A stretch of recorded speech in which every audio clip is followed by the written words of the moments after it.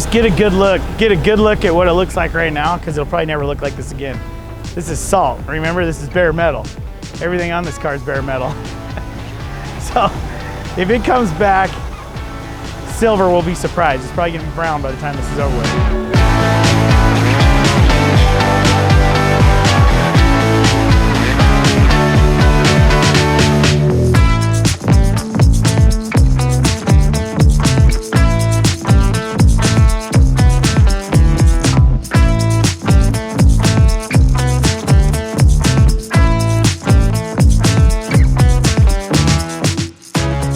All right, so we got a mixture of diesel fuel and transmission fluid here. And basically we're just coating down the body on this thing, because of course this is it's bare metal. And you know, a couple of passes on the salt flats, this thing's gonna look like an old brown car that's been sitting in a hay pasture for 50 years. Yeah, it's not gonna look good. So we're gonna try to save as much as we can. You know what I mean? And then it'll be less work when I get home having to clean it. Not only that, the salt hopefully will fall off. Yeah, it'll probably sit here and stick to it. It's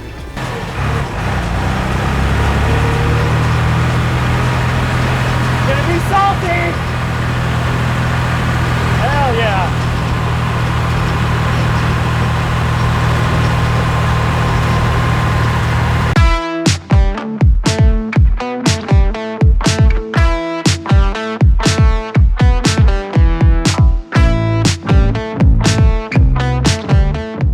Hey guys, we're out here at Speed Week in the Bonneville Salt Flats. This place is amazing. We got miles and miles of salt out here. We got the Charger out here. We're out with fast fuel systems today, and we're looking at a V16 Detroit diesel engine out here that's going 230 miles an hour. So we're gonna go over and take a look at that. In the meantime, me and Merlin are gonna be out here throwing salt all over our full metal car, which is probably not the smartest thing on the planet, but we're having fun and that's all that matters. So anyway, hopefully you guys can follow along with us today and check it out. We're having a great time. And if you've never been to the Salt Flats before, it's something that is amazing. You gotta come check it out. It's super cool. There's miles of salt out here and it's just giving me high blood pressure thinking about it. So we'll see you guys back in the pits.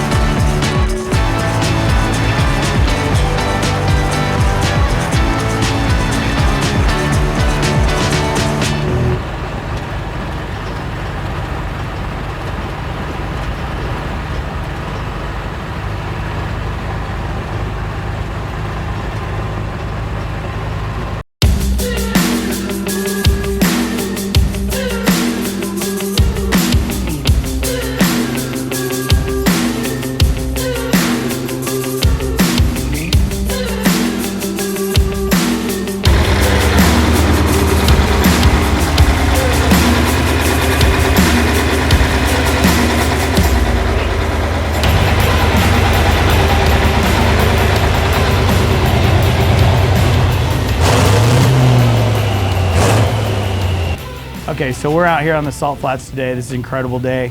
The sun's beautiful. Salt's a little wet. Don't think we're gonna race today, are we? No, they said today and probably not tomorrow either, but hopefully by Monday it'll be all dried out and ready to go.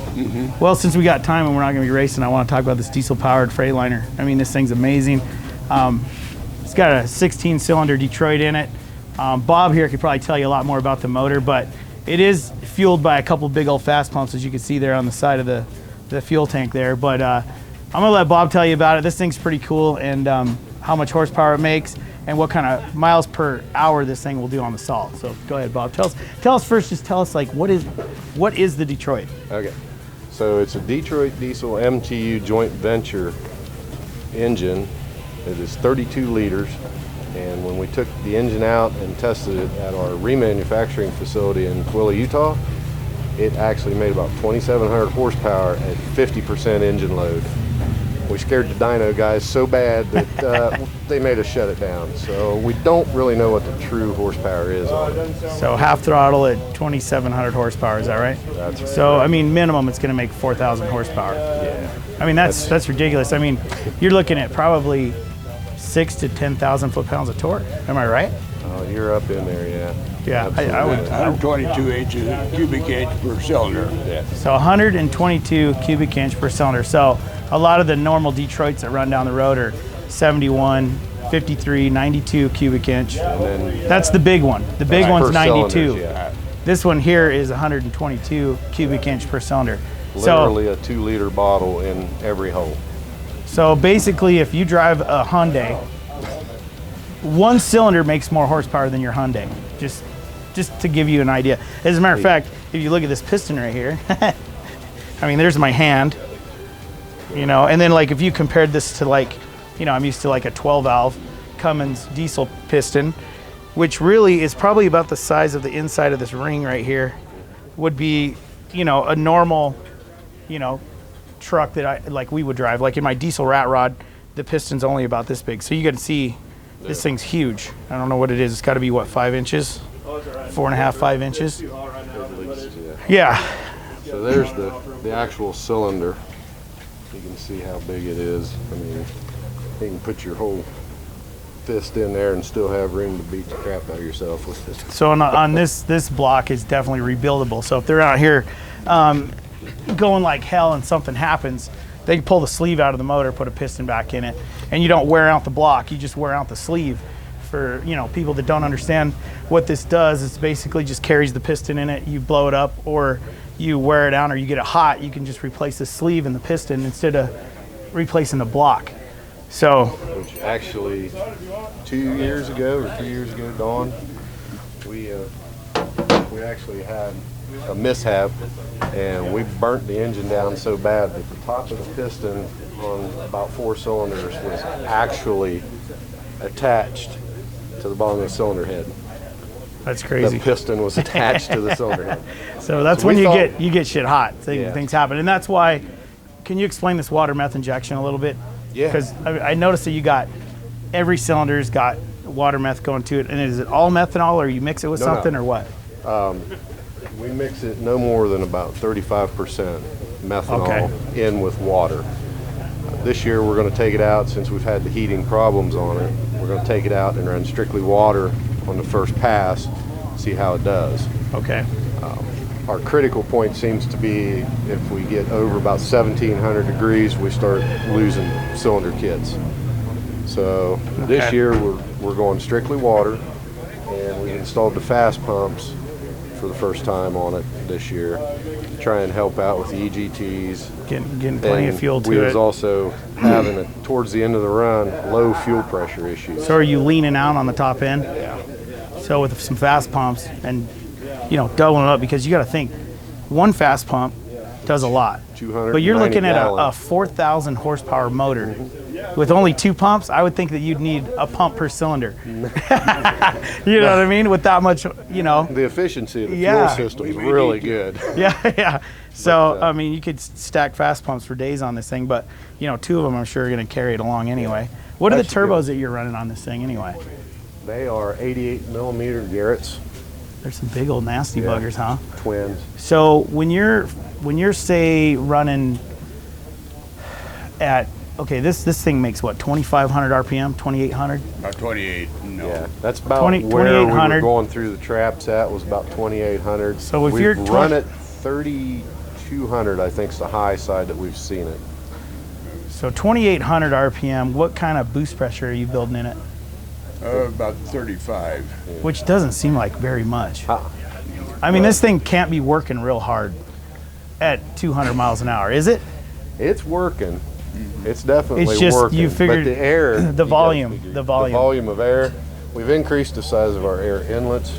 Ben and his son, Ben Goodman, they've done a ton of work to it, along with everybody else on the team. I sit back in Cambridge, Ohio, going like this, like Try this, try Yeah. that, do this, do that, yeah. What's going on? What's going on? You know, I'm on the sidelines. Everybody else is out there doing the plays. Yeah, kills me. it's pretty tough. It's pretty tough to do stuff from a distance, but I know that the truck is pretty cool. I mean, to be able to do 230 miles an hour in a 26,000 pound truck, am I right? Just a little over 20,000. Okay, over 20,000 pounds going 230 miles an hour. That's, to me, is incredible, you know. And the size of the cab, the aerodynamics that we push is our big problem. Yeah. You're pushing so much air. Yeah, And also any bar underneath will have salt on the backside of that bar instead of on the front. We're pulling a vacuum Yeah. there, but we aren't allowed a belly pan or anything like that. Oh, Get away really? from it. Yeah, we're not in the unlimited class, so you got restrictions on okay, yeah. body modifications. well, that's one thing about aerodynamics. Bonneville. There's so many different restrictions, classes, and things that keep it. It's just got over the last 40 years. It's just got so everybody's out here trying to set a land record with something. It's what you see out here. It's such a variety of things. So it's just cool. crazy. I love it. I love it. It is really cool. Like driving in here today, I'm like, it's like driving onto the moon. Like you're in a different place, and then you get out and you think it's gonna be cold. Because you're used to. It's like it's like snow with no cold. Yeah. I'm over here sweating on this stuff, and it's really pretty awesome to think that guys have been coming out here setting land records for so long. 71st And most of the guys year out- this Jeez, year. that is crazy. Most of them out here aren't engineered deal. It's some backyard Yeah. thinking Yeah. guy that has got an idea and puts it together. Well, I know when I built my diesel rat rod, and I don't know if you're familiar with that one, but it's a 28 Dodge with a twin turbo 5.9 Cummins diesel in it. And when I originally built this car, that was my goal, was I caged it. I built the cage to come here No, yeah. and never made it here with it. Because the gearing in it was gonna be too hard. I'm running a turbo 400. You can't get enough speed out of it. Yeah. And then I'm like, well, if I'm gonna do it, I might as well just build another car that's for the salt rather than, an all-around car. Because I drag race it and take it to the desert. I mean, it'd be fun out here, don't get me wrong. Yeah. But to get that 200 mile an hour class, it It's got to wouldn't be make it. pretty much specifically for this. Once you go over 140 miles an hour, it's like, okay, now it's time to start building for 200 miles an hour, We are going to have a different engine next year. MTU gave us two of the latest model of this engine, and they are estimating they can get another 800 to 1,000 horsepower out of that over what this one here is. Well, this would look good in my Peterbilt, don't you think? I think it would look great in that. We could cut the firewall out. I'll even use that big automatic transmission. Shit, I'll come out I'm to not Vegas scared. and help you. We'll just shove it in there. I could imagine opening the hood on that. People would blow their mind, wouldn't it? I don't think you'd have to open the hood. I think you're probably going to be able to Just see it through leave. the sides of the hood. Yeah. Right. No, it's cool. Well, I'm excited to hopefully see it run. I mean, I don't know if we'll see it run today, but hopefully we can get some footage of it running because I'd like to see this thing like in action. Listening to it lope is just it's just music to your ears, man, to hear that thing run. It's a sweet sounding engine, I think. It is. No. I mean, it's one of those lopes where you could, if you were tired and it ran all day, I could crawl in this truck and fall asleep listening to it. Yeah. It really would put you to sleep. It's so cool sounding. Well, we can get them to fire it up real quick. Yeah, if we want to fire it up. I think we got, did we talk about everything? We got the transmission figured out. What is the tranny out of? Is that a big, that's a big haul tranny, isn't it? It's a big mine haul truck transmission. It's an Allison. I believe it's a 750. 750, Model. 5 speed. We take off in second gear. Oh, you know what I wanted to look at was the ring gear and the pinion in this thing. Yeah, So maybe we can go in there and you could kind of explain that to me. We had a fella, Art Dick, modified this. Ordinarily, the torque converter has one disc in it. We were wearing those discs and everything is spinning so hard. Lock-up torque converter. He rebuilt it and where we could put 3 discs in there. Oh, nice. And when we pull it out, the lettering's still on the disc now. Oh, so he did. There's no slippage going on. So normally you're spaced right up against, Yeah. but he had to actually create a spacer, one to match up from an SAE aught flywheel housing is what they call it, to the standard truck transmission type of one. But he So also that's had is this to his? space Is it this out. his? Inside there's the torque converter, so he had to space it back further. because he actually increased the thickness of that torque converter when he added them plates by a good bit. Yeah, it's really cool how it's like all modified. Everything's so modified for this truck. You know, you don't think that you could just come out here with a, you know, a 6-cylinder cat motor or a Detroit or whatever and go out here and run a you know, a 230 mile an hour time. I mean, there's so much R&D. It's all R&D. A lot of this, like this truck, is not something you get in a magazine. You don't order it online. You can't find it. It's all these guys' like skills that they've learned over the years. I mean, how long have you been out here now? Since 1990. 1990. So he's been out here for 9 years, perfecting this. And we have no place to test it.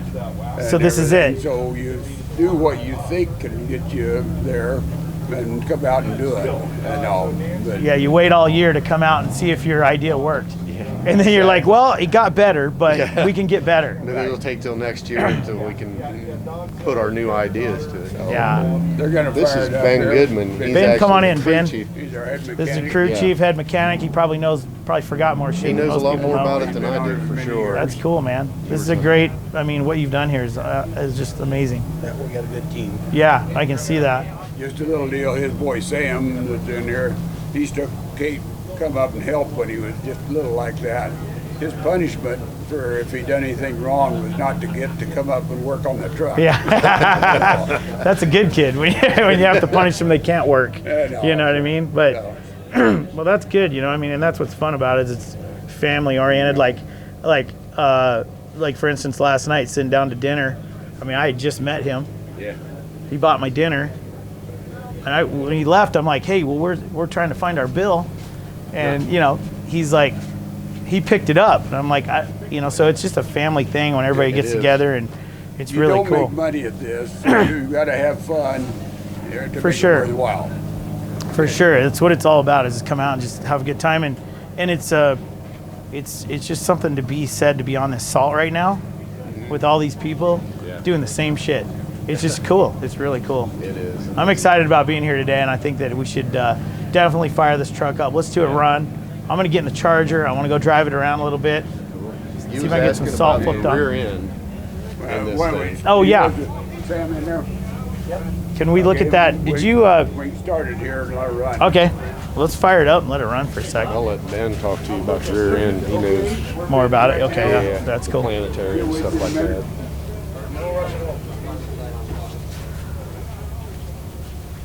Yeah, let's hear the lope in this thing. It's got a sick lope. This thing sounds so badass. Yeah, they call it an angry bob because I redid the calibration from top to bottom. Really? Yeah. Yeah, normally it just sat there and just running smooth as silk. And then after I did it, it sounds all Here's your nasty. fast pumps. Putting some fuel in this bitch right now.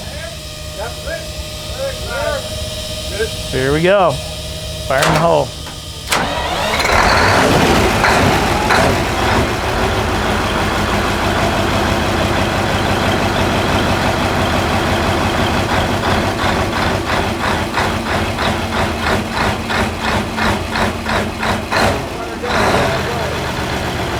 He wants to go. He wants to go bad. Yeah.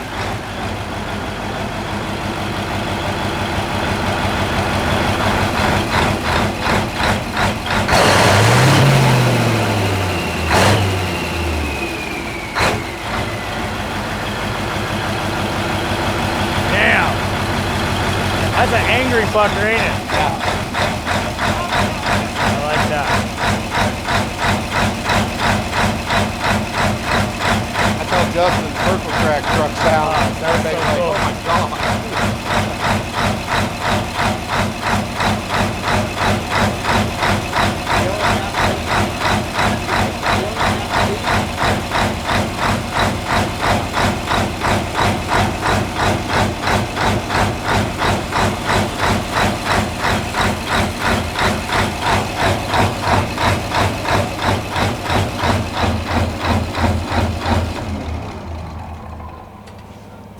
Hell yeah. That'll make any man happy. That makes you happy right there. I don't care what you say. That's super cool. I love it. Here, then. Yeah, let's look at this rear end real quick. Ben, you want to explain to him about the rear end? Sure. Yeah, we got to look at this thing.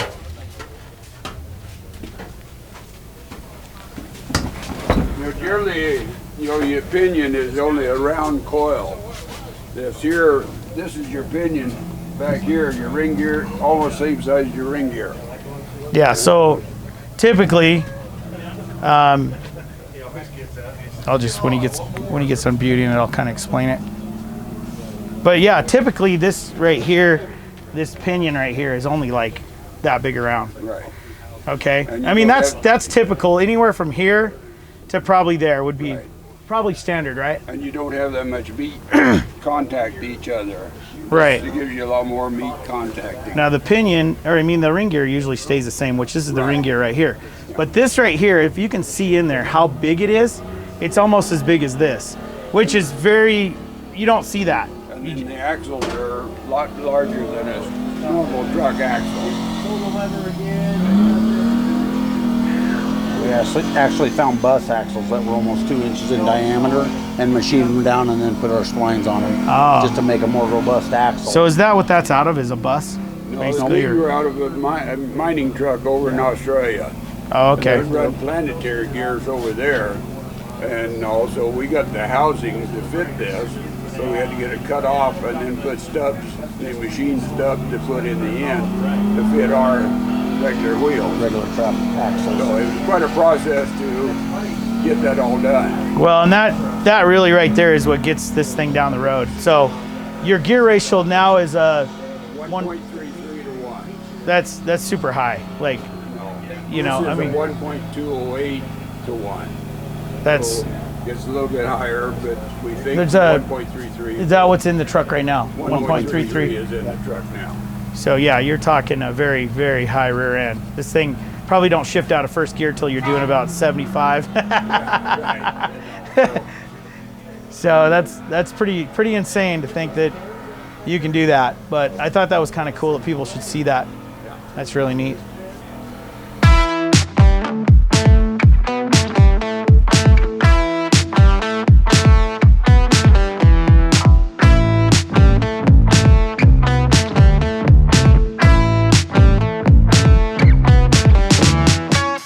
All right, so here we are. This is the business end of the whole deal right now, is the guy that drives it. Can you introduce who you are and tell us about the truck and how it feels and how fast you've gone so far? So my name is Mark Zwig, and I've been over 229 miles an hour in this monster. It's kind of like going 200 miles an hour in your living room. It's big, it's giant, it sits up high, but it is an absolute monster. So their first timing mark is called the quarter. It's the first measured marker going into the mile. We're going about 207 last year going into that point. So this thing's absolutely trucking. So faster than your Ferraris, faster than a Lamborghini, and a big gigantic diesel truck. So there's not much cooler than that. It's big, it's obtuse, it's gigantic. It sticks out like a sore thumb on the salt because everything else is so low. It's so low, yeah. It's lower than your knee and streamlined. Then you got this big giant brick out there that's just taking massive amounts of horsepower to go fast. So Well, I know, like, you know, and I can only imagine what it must feel like when you're sitting in it because, you know, when I was coming in my green truck today, overlooking the whole area, it looks so opened up. And you know, like when you're in a car that's down on the ground doing 400 miles an hour, you're like in the salt. So it kind of probably feels good to see around a little bit. I like to be up where I can see. yeah, When you're absolutely. down on the salt, it's probably a little, I don't know which one would be more intimidating. You know, I don't know. It's I've never driven something like that that's that low, especially like one of the streamliners. But it's really interesting. So it's this pure white vastness, like a frozen lake for people that have never been out here. But out on the track, they have markers every quarter mile, and then they have big orange flags every mile. And you start seeing them in the distance, and then you just all of a sudden you see them, and then they go by Right, yeah. instantly. So it's just amazing, and you really get that sense of speed when you're going by a stopped object that you don't see when it's just pure salt. You feel it, you feel the vibrations, you feel the RPM, you hear the wind blasting by you, but it's those markers that you see that just go blasting by that are so incredible. Important thing is the team that we work with. So that's what makes you feel so safe. So it's the crew chief, it's the guy that packs your parachute, it's the guy that does the data system, the guy that does the tires, the team owner. Every piece of this puzzle of the people that work on it all year long are what makes me as a driver feel safe when you're up at 200 plus miles an hour. Of course. And you got your hammer down and you're not worried that things are going to go wrong. So that is what's such a key piece of this puzzle, that those people are just, they work their heart and soul out for doing this, for the love of racing. Each and every one of them people want to see this truck go 230 miles an hour. Without question. You know, and faster. So they're going to do whatever they can, because whatever happens reflects on them too. Yeah. You know. It absolutely So, does. you know, the same with the crew. When I'm doing stuff with my crew, it's like, look, you know, hey guys, you know, this is how we're going to build this thing, and we all pull together and we follow through, even as hard as it is sometimes. And like, even though they think I'm crazy sometimes, it's like they still pull through and they still want to do it, because at the end of the day, we know it's going to turn out good. Absolutely. Most of the stuff that I come up and create with, it was just like, just get through the rough part and then you'll see what I'm talking about. Yeah. And usually when it gets through it, then you can see that it's pretty cool. Yeah. But we appreciate you, giving us your insight, and I think it's pretty cool. I'm excited for you guys to get out there. I hope you guys can beat the record today. And what's your record is what, 229? 228.804 miles an hour, and we're hoping to get up over 230 and maybe a little bit faster than that. So we're going to give it a good hard push, and we're going to see what it can do. But it's a serious rocket ship. It is. 22,000 pounds of loving right here. Yeah, I love it, dude. That is so cool. Well, thank you, man. I appreciate it. Thanks for your time. All right, well, good luck fun. out there. Be safe. Yeah. All right, man. Thanks. Okay, so this is my friend Lucas. I heard the craziest thing that I've ever heard today. I'm over here at this camp area, and I heard there's a guy that's on a bicycle that wants to go 200 miles an hour. So, Lucas, can you please explain to me, how in the hell do you think you're going to do 200 miles an hour? All right, well, I'm going to do it with the help of joint venture, God willing, Don willing, Mark willing. I'm trying to get the permission to draft behind their truck. And I'm going to use a bike that is not this bike, but is actually a special bike made especially for doing that. High speed? Yeah. So what is the fastest you've ever gone so far on a bike? The fastest I've gone is 120 miles an hour on this. And that's been on a Miami highway drafting an SUV. 120? Yeah. So are you planning on trying to do it on the salt? Yeah. 200? Yeah. So like with these tires, these won't work, right? 'Cause No. you're cutting through. So what kind of tires are we talking? I mean, they'd do fine on the salt. The problem is that speed, they're going to blow up, possibly. So the tires are actually motorcycle tires, and the bicycle is designed with the gearing that allows me to pedal at about 120 RPM, going over 200 miles an hour. So I can stay in control and not be like... I was gonna say, I mean, considering like looking at the salt today, it looks like your front tire could dig in and maybe you could wash out and crash. Is that something that you're worried about? Well, you know, the weird thing about speed on a bicycle is you think with tires this thin that it'd be treacherous, but the faster you go, actually the more stable you are, and the less you're affected by ruts and, you know, bumps and things like that in the terrain. Well, I gotta hand it to you, because I mean, I've gone fast in a lot of stuff. I've been probably over, I know I've gone over 150 on a motorcycle, but on a bicycle, I don't think I've ever been over 35 miles an hour. And to go 100 and, what'd you say, 120? 120, yeah. That's insane. 120 miles an hour. This guy's pretty amazing. 120 miles an hour on this bicycle. That just blows me away. I mean, I don't know what you guys think about that, but that's pretty insane. So I just want to say good luck with your adventure. I hope you stay on two wheels, because I wouldn't want to hit this salt at 200. I mean, it can't feel good. Yeah. So good luck. Where are you from anyway? Yeah, Miami. Oh, Miami. Yeah, all right. We do stuff like that down there. Do you? Yeah, we do. I mean, like I said, I've already gone on over 100 miles an hour more than once on the Miami highway, drafting an SUV. So, I mean... So did you ride this out here from Miami, or how'd you get here? I wish. No, I mean, I cheated. But I've been riding around here. I've been riding around almost the entire course. Yeah, well, you're in a hell of a lot better. Look at your legs. Yeah. Look at them things. Look at his knees. Oh, yeah. God damn, man. Swollen from the miles. I thought I had bad knees. Look at that. Did you see them knees? Look at that bugger. That's a lot of miles, man. That's the problem. That's the problem with miles and smiles. Well, I'm 48 years old. My birthday was August 3rd, but it's not the age, it's the stage. That's right. I feel the same way, because I'm a little younger than you. Okay. I probably look a lot older because I got gray hair, but. Well, I cheated on that too. Well, you be safe, man. I will. Thank you, man. I just wanted to talk to you about that. That's super cool. Hell yeah. All right, well, good luck. Yeah, thank I'm you. not even going to try to ride your bike. I'll crash. Let me see how heavy it is. Ooh, shit. You want to try it? It's light. You want to try it? Zach, this looks like you, dude. Here, you want it? It's a rugged bike, believe me. It doesn't matter. Oh, try it, you can. No. I'll go in and crash, and all these people are going to be like laughing at me. I'll get it on film.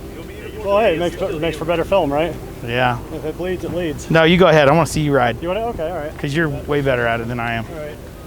I got a young audience, and so I always make sure I'm wearing my helmet. Hell yeah, you got to get your GoPro going.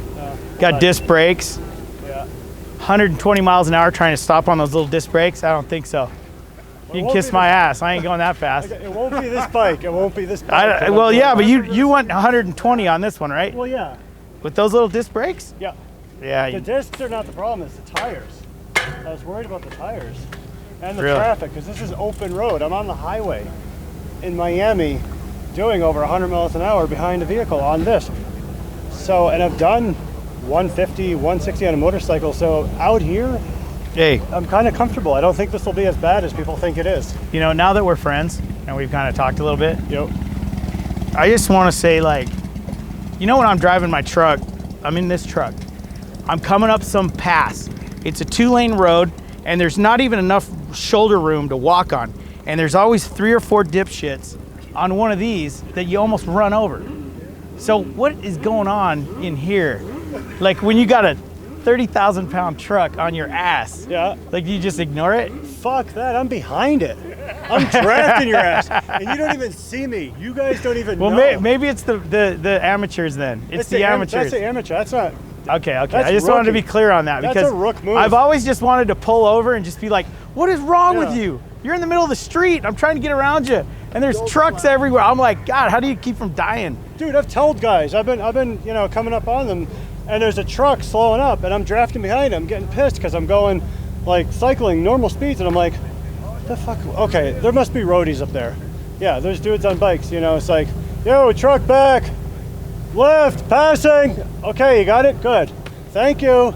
And then I, draft on the truck again. I got the stereo going. I can't hear a word you're saying. I hit 3 of your friends, and it's just shit everywhere. Well, I feel bad. So I just want to, I just wanted to know how that works No, for man, you. no, guys. fuck I it. didn't know if there's a code that I need to know. Like, do I honk 2 times? Do I like wave? Like, what do I do? Like, No, the code is horsepower. well, you go like you can pedal your bike at 60 miles an hour. You can stay up with. Well, I can actually sustain at 30, maybe 32 miles an hour, all by myself. How many miles can you do at 32 miles per hour? Oh, it's not it's like probably half a mile, maybe maybe a mile. At that speed. Well, how many miles have you gone nonstop? Non-stop, 150, or so, about, yeah. I've done almost a double century. See the difference between his belly and mine? And his knees, dude. His knees trip me out. Yeah. What's that little dude on the ring? What's that guy called? Spiegel. Got Spiegel knees. Yeah, look at that, baby. Yeah, you bring it back. All right, get on this thing. I want to see you do something. All right. Where are you going? Where's next? Wait, I'm gonna just do some. All right, well, go. I'll try. That's the one thing. I know speed, but god damn, there's so much Yeah, salt. yeah, you go fast though. You're not really a trick rider, are you? Yeah, no. I see. I couldn't even get my feet in them things. I'd already wrecked. I've got a suggestion for you from the guys.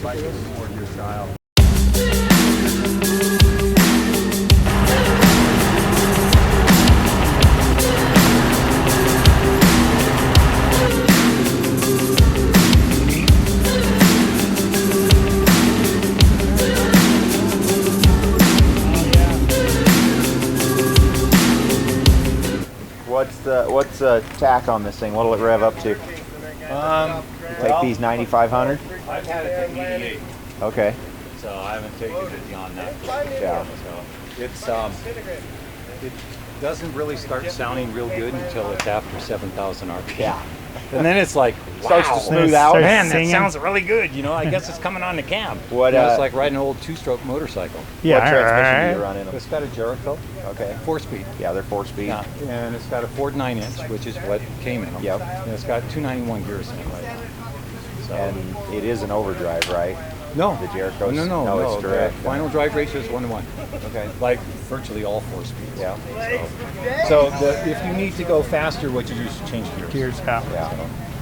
Yeah, this one with 291s, last time I drove it I did 236, and it was at about 8,200 RPM. So if I'd had more space, I could have gone faster. I think that this car might run 250 if you get enough room. How does it feel on the track at that speed? I don't know how it feels out here. I can tell you on pavement, it's like driving on the freeway. Yeah. It's incredible. I mean, you just take off and you're going fast Really? and faster and faster. And, you know, there's no drama, and the car's just going down this road. And you're just working through the gears. Wow. It's really interesting. It's really something. But it sounds good. This is obviously a Dodge-based motor. Yeah, this is an old Dodge car. It's a Dodge Charger from vintage 2003, 2004. Okay. Used to be a discount tire show car. Okay. They sponsored, this guy still runs, Reed Sorensen. They sponsored him in the Busch Series, and they had 10 show cars. And when they took their sponsorship to Roush Fenway, they switched to Fords. So they got rid of all of their Dodges. When they did, this was the last one they had, and my buddy said, "You want to buy it?" I'm like, "Yeah, how much you want for it?" $10,000. I'm like, "Okay." Yeah, the So, motor's, that's cheap motor's for- worth 40, 50,000 So probably. for that. obviously It the worked out car pretty good. is set up to go left, right? Was. So you changed a lot of things on it? No, not to a make lot. it go straight, or To go straight is not a big deal. If you want to turn it into a track car where you're going left and right, then it's more complex. But what we did is originally the car had an 11-degree spindle, which canted the tire in. Right. So we switched to an 8, which would get it to go straight, and then we set the toe on it. And you know, it was really fun. We were going down to Mojave Mile. Yeah. This is when it was only a mile. Right. And we're going, "God, we don't know what to do with this car." So on Wednesday, we start messing with the front end and everything, and then we go to the drags and our local drag strip, and we're like, "Well, let's find out if it'll go straight." So we find out that you can go 120 in it, and it's straight. And we're like, "Okay, this is great." So Thursday, we switch gears because it had 430s in it. We're going, "Oh, that's all wrong." Yeah. So we switch gears. Friday, we load it up and we take off and we go down to Mojave Mile. We get down there, shit. We have a perfectly good Hans device in my office, okay? Not with us. And we have a suit that is a combination. It's a drag guy suit where Right, it's pants and two-piece. yeah. Yeah. Well, the problem is through your ass, that 2 pieces is twice as thick. You can't get in the seat. Right. So we're trying to get in there, and then finally we're in, and now we're trying to pull the wheel back so we can put it on the peg, right? We can't pull the wheel back far enough to get on the peg. So I'm like, "Oh my God, what have we done?" So we finally get the wheel on the peg, and we're turning it like this, and it's turning the cam on the belts. So I'm like, "Well, this isn't any good." So we pull the shoulders a little bit tighter, get about this much space between the cam lock and the wheel, and take off and start running the car. It ran, we didn't have an air dam, didn't have a right side window. We had them, but we didn't have them with us. And ran 180 miles an hour. Wow.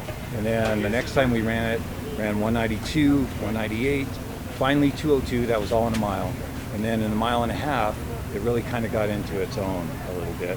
And it ran 218, then 224, 232, and finally 236. So backing up a little bit, you took it to a racetrack. What did it run in a quarter mile? I don't remember. All I know was it was 125 miles an hour, so we were like happy. We're going, "Oh, this is great." It'll go It's probably straight. 11 seconds or so. That was it. Yeah. Yeah, it went straight, so we were happy. Well, at that time, it had 430s in it. Yeah. So it was kind of drag race set up. Yeah, well, much more. It might have been, I would imagine that because of the gear set, it might have been a Martinsville car or a Bristol car or something like that, where you really need a lot of Short acceleration track. Yeah, out of the short track corners. car. Yeah, and not a lot of top end. But this thing, I'm not kidding, I think it would do 250 miles an hour if it had enough distance. Yeah. And some traction. So we were here 2 years ago, and I made a mistake. I used my fat tires. Fat tires are the wrong answer. Yeah. Totally wrong. You got to cut through that shit. The car was horrible. It under acceleration, want to go drive off the left side of the course. Yeah, I just drop out of the gas, pitch to the right, and I'm like, "Oh my God, I don't even know how to drive this." yeah. So you end up driving like you have an A underneath the accelerator, Right. And you go, well, I'll just abort this run and see if I can get through the mile 2 marker and pull off and get out and come back, try it again.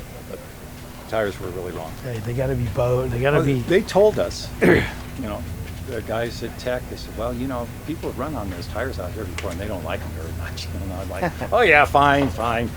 So we came back, we actually had these tires with us, but what happened is the wheels locked up against the calipers. So we're going, well, we have to space them out. The answer that we got this time was we took the damn calipers off. Doesn't need brakes. It's got rears. Don't even have brakes. Yeah, on. yeah. No, it has rears. Let's go see how fast we can go with no brakes. Yeah. I love it. So you warming up? Yeah. But I wanted that little girl that you told me would fan I guess that's what Yeah. happens with old retired NASCARs. They just come to Bonneville. Yeah, they're cool, though. Break records, right? Why not? For Dude. 10 grand? Shit, you can't beat that. Sometime they'll put together a class for these, I would think. Yeah. But what we're going to do is I have a 53 Studebaker, and we're going to make a race car out of that and take all this go-fast shit out of here. Yeah. Put it in the Studebaker.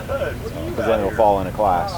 Then we can actually race Yeah. for a record. For something. You know, the way it is right now, it's like, yeah, we're out here, we're having a good time, but, you know, at the end of the meet, there's no name in the record book. Right.